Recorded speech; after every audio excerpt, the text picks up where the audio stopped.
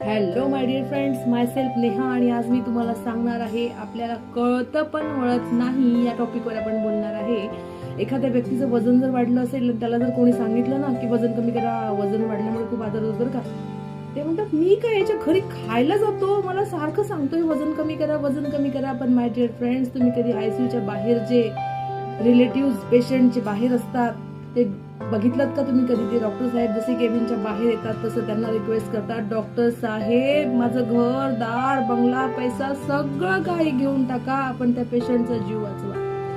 आणि त्या पेशंटच्या मनात काय चाललं असतं माहितीये की आपण जेव्हा आपल्याकडे वेळ होता त्यावेळेस आपण जर बायकोंसोबत वेळ घातला असता, मुलांसोबत वेळ घातला असता, स्वतःसाठी जगलो असतो, ज्या पैशाच्या मागे एवढं आयुष्यभर आपण धावलो, तो शेवटी पैसा आज कामी पडतो की नाही अशी त्याला पण भीती असते.